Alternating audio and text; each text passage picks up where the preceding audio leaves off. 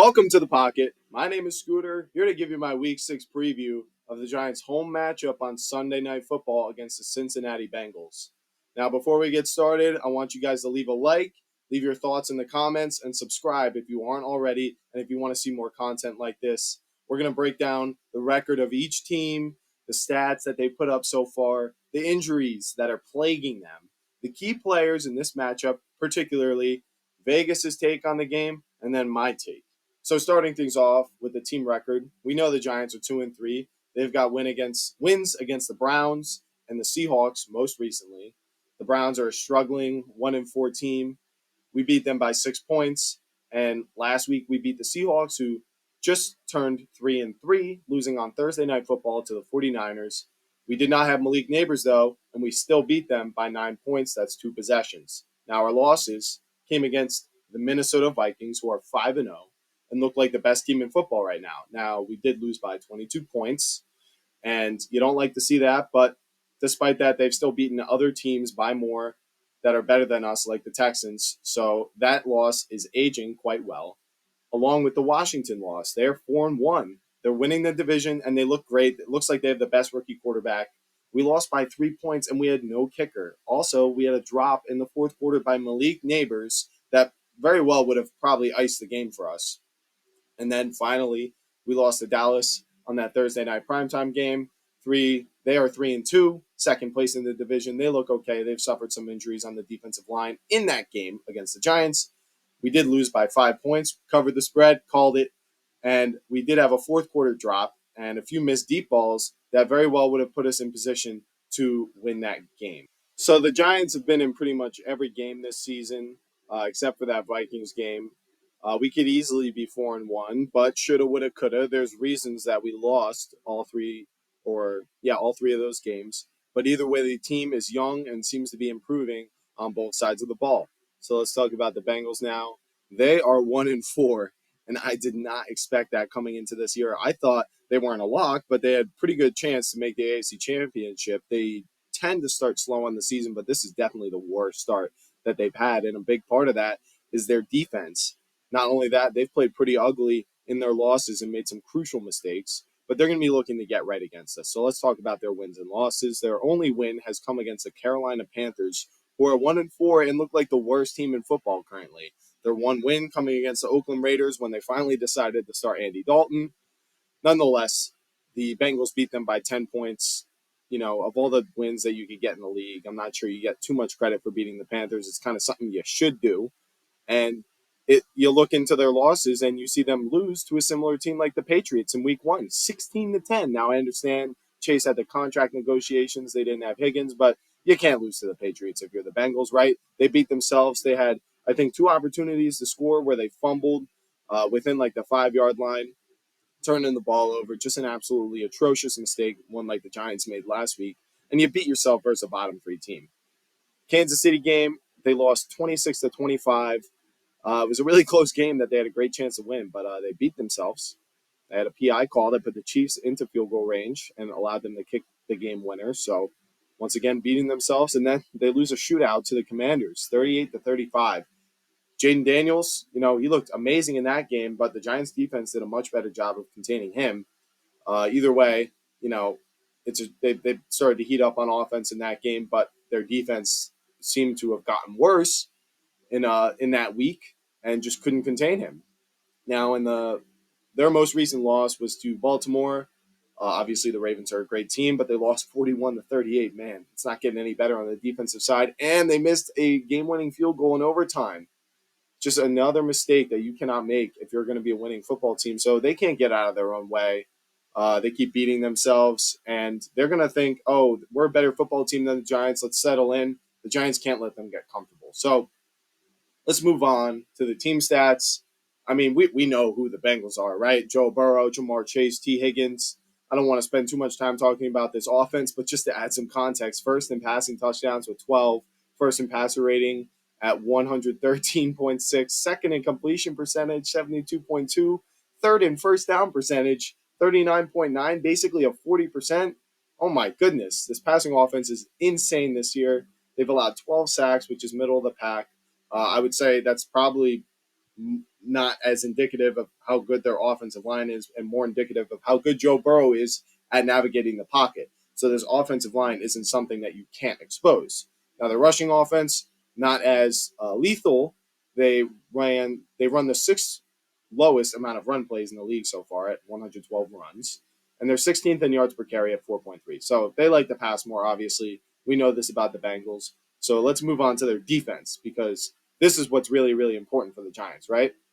Can we expose his defense? They're tied for the second most passing touchdowns allowed with 10, 17th most passing yards allowed at 1,094, and 7th in passer rating allowed at 101.4. Now, the rushing defense isn't any better. 5th most rush attempts against. Teams are electing to also run the ball against this Bengals defense. They have the 4th most yards against, 757 yards against, and 14th in yards per carry allowed at 4.6. That's a little bit better, but when you're running the ball against them as much as you are, that is, going to get dragged down. You can get a more inflated yards per carry allowed if, say, teams don't run against you as much. But when they do, that they break off big runs.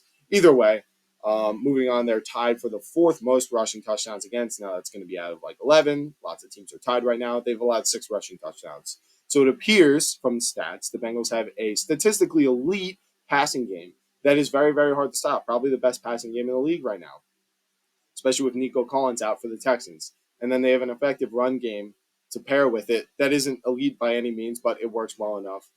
And then their defense is poor on all ends, especially against big passing plays and then just against the run in general. So that's the stats on the Bengals. Moving on to the Giants.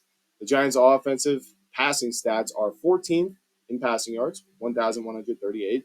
Not bad. Tied for 7th out of 11th.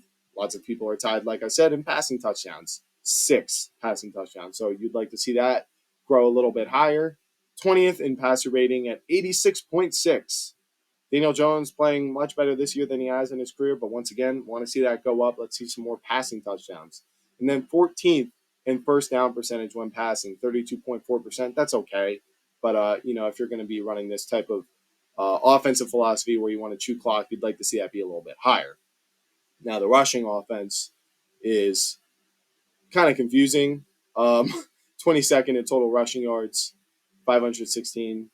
14th in total rushes, 133, so middle of the pack. 7th lowest yards per carry at 3.9. And then second to last in rushing touchdowns with just 2. So this rushing offense, although it looked good last week, hasn't really looked that great throughout this whole season. They've had some bad games against the Cowboys and then in week 1 versus the Vikings. We want to see more from this rushing game. Now for the Giants defense, the pass defense, 14th most passing yards allowed, 1,135. 4th highest completion percentage allowed. This is going to be key. 72% completion percentage allowed. And that's before we play someone like Joe Burrow. So that could be a little bit concerning. The bend don't break defense is going to allow a high completion percentage against Joe Burrow. Is that going to work? 6th highest passer rating allowed, 104.4. Like I said, before we play Joe Burrow, and this is including games like the one against Geno Smith and Deshaun Watson, where they looked really bad, where they allowed 7 or 8 sacks. So we're tied for the 5th most passing touchdowns allowed out of 11 tiers. We've allowed 7 passing touchdowns, but we do have the most sacks in the NFL at 22. So the pass rush hasn't been consistent every game, but when it gets there, it gets there. For the rushing defense, 13th fewest rush yards allowed at 577. Tied for the 2nd most yards per carry allowed at 5.1. You'd really like to see that go down. But something that you'd like to stay down is tied for least rushing touchdowns allowed at 1 rushing touchdown. So kind of a confusing defense. But in the end of the day, when you break it down, the Giants have a average complementary offense and a defense that can rack a poor offensive line. If not, just kind of slow down the offense and do a pretty decent job, right? I'd say our defense is maybe like 16 to 10 in the NFL, somewhere in that range. Now, a key stat that I did not mention yet is time of possession. The Giants are third in the league in average time of possession at 32 minutes and 21 seconds. And the Bengals are 23rd at 28 minutes and 47 seconds. Now, what this means and why I want to talk about it is that this Bengals passing game is elite. However, they do score very, very fast. Kind of like that Cowboys touchdown to CeeDee Lamb.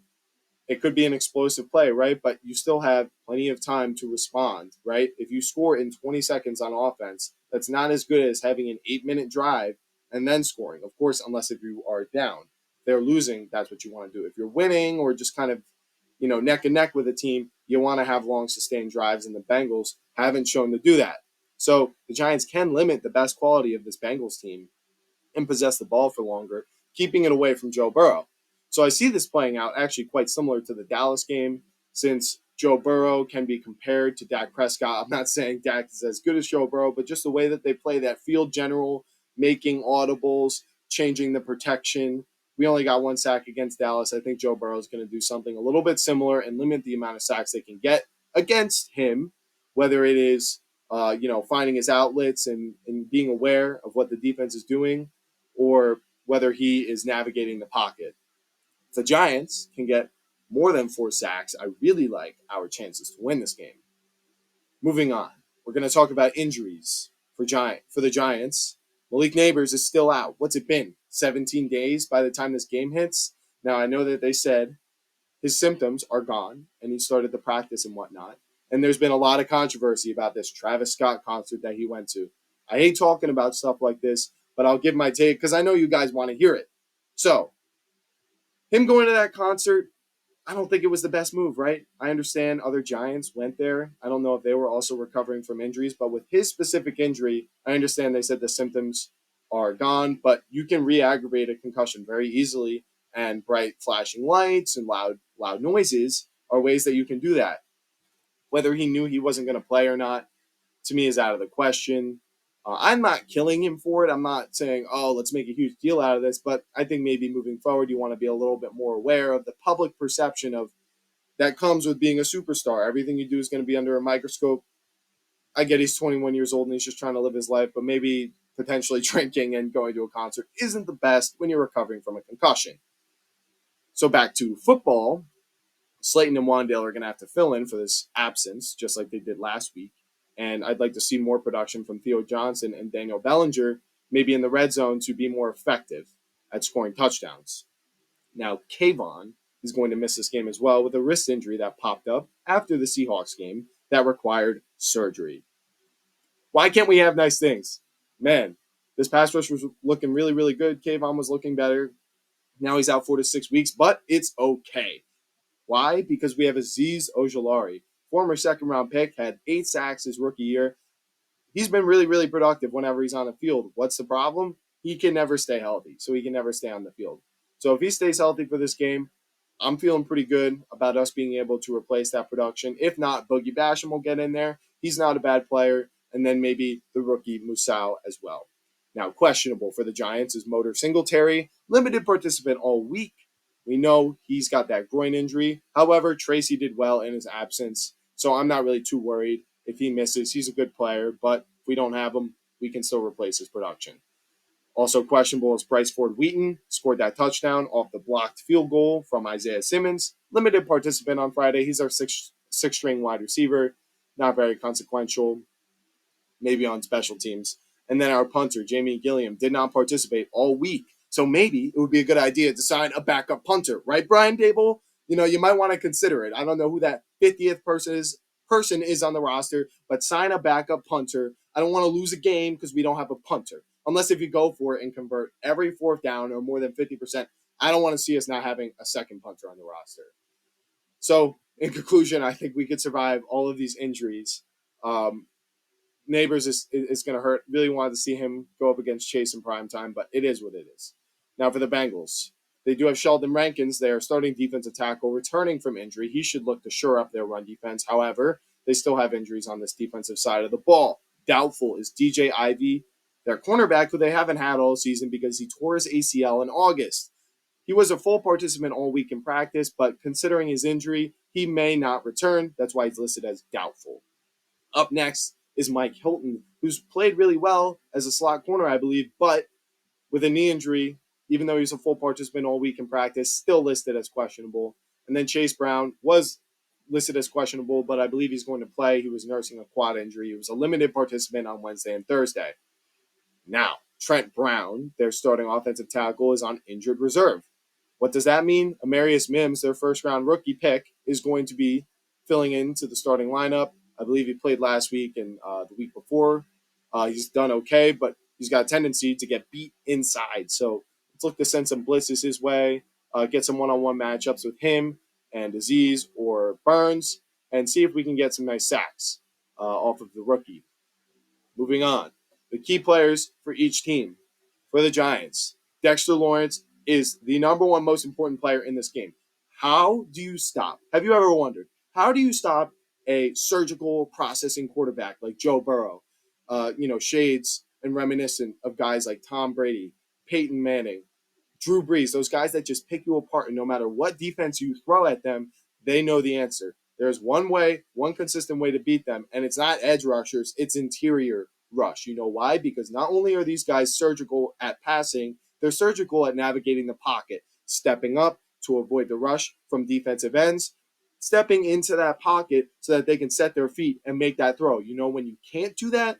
When there is a 350-pound defensive tackle pushing your center or guard right back into your face. There's no room to step up.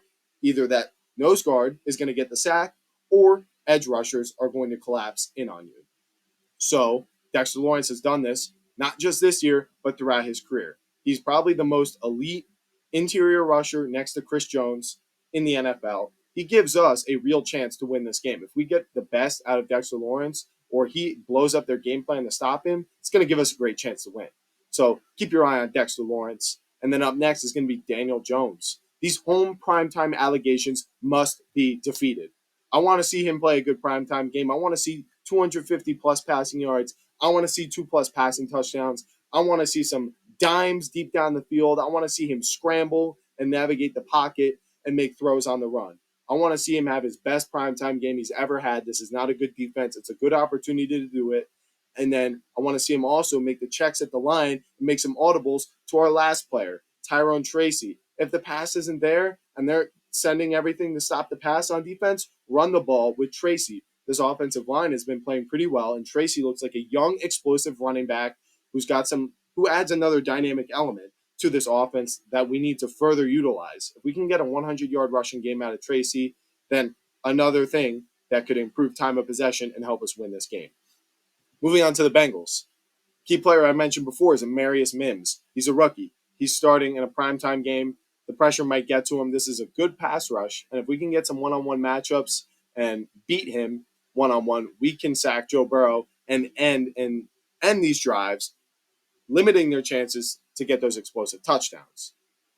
Next is cornerback Cam Taylor-Britt, who has been starting for them. He's gotten beaten deep, but he's also made some spectacular interceptions. He's played some good wide receivers, but he's got an easier matchup this week with Darius Slayton. No disrespect to Slayton. He's played well so far, but Slayton is definitely not like a true number one alpha in the NFL. He's good at winning the deep ball, which might work in his favor against Cam Taylor-Britt. And then I'll just throw this next guy into this conversation, edge rusher Trey Hendrickson. If he can get home, it'll give Cam Taylor-Britt enough time to cover Slayton. But if we can block Trey Hendrickson, the Bengals don't have much else in terms of a pass rush. I think pass rush. Sam Hubbard's on the other side, but they haven't been very effective at getting to the quarterback. Give Danny Dimes some time in the pocket. He'll hit Slayton deep, hopefully for a touchdown.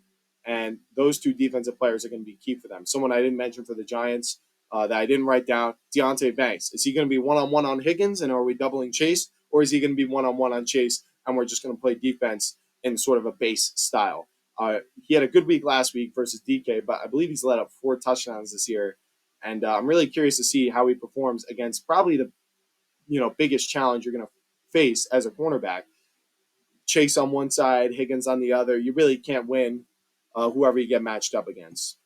Finally, we'll move on to Vegas. The line hasn't moved since Neighbors has been ruled out, which is really interesting to me, but I suppose we won without Malik Neighbors last week. The line is currently sitting at minus 3.5 for Cincinnati with a 47-point total.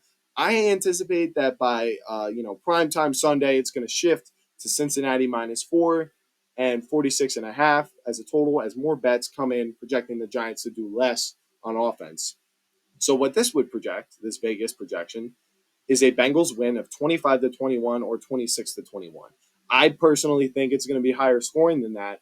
Against Washington, we did score 17 less points against their defense, but we were still meshing. We allowed 18 less points from our defensive end against the Commanders' offense. So I would argue our defense is better than the Bengals' defense for sure, and their offense is definitely for sure better than our offense. But these games were both close, Giants Commanders and Bengals Commanders. So this one, in my head, is going to be close as well. I think it matches up pretty favorably for the Giants. I mentioned a lot of key things before, like time of possession, Dexter Lawrence to disrupt Joe Burrow's rhythm and processing of the defense. However, I do still think the Bengals are going to win 28-24. So like I said, that would be the over, and that would be the Giants actually covering, or that would be the Bengals covering -3.5. But if it moves to -4, it's just I wouldn't really bet the spread. I think it's in a good spot. I don't really like the -4s because that's like, you know, the team kicks a field goal and you score a touchdown. If everything else cancels out, that happens quite often. I don't think it's a good spot to bet. I think we will score on this defense, but Joe Burrow is going to manage the blitz, sustain drives a little bit better than Seattle did, probably have one or two explosive touchdowns. And our scheme of chewing clock is just going to be less effective that when in the fourth quarter, uh, if Joe Burrow gets a lead or a touchdown lead, he's going to shift gears from explosive plays to leaning on that completion percentage and just kind of marching downfield, chewing up the clock, and securing a win against us. So I am a little nervous about what Joe Burr is going to be able to do against this defense. However, as I mentioned before, Dexter Lawrence gives us a chance to disrupt that. So there is a chance we win. But it would take a total repeat of what happened last week. And I'm not sure Joe Burrow is going to let that happen. I know he hasn't really sealed games. He's done everything he could, but hasn't really been able to win recently. I think he's going to get right against us. And, another reason for that is Daniel Jones hasn't played well at home or in prime time. Until he breaks that curse, the mojo of it is going to be working against him. I know all the players say, I didn't know about that. Of course you know about that. When you play football, you remember like most plays in the games that you play in, right? You remember what happened to them, what happened in those plays. So you're going to remember what happened in these games as a whole. And you're going to remember on primetime, I haven't played well. So unless if he breaks that curse right here, I'm not buying it that he's going to go toe-to-toe with Joe Burrow and outscore him in a shootout. But maybe if the defense gives him some help and gives him some free opportunities to score, we could win this game. Let's get a turnover. That's going to be key. So leave a like if you enjoyed this video. Leave your thoughts in the comments. Do you think the Giants are going to win? If you do, tell me how in the comments. And subscribe if you aren't already, if you want to see more and my reaction to this game after it happens. Thank you all for watching, and good luck, Giants fans. Let's hope to wake up 3-3 on Monday. Peace out.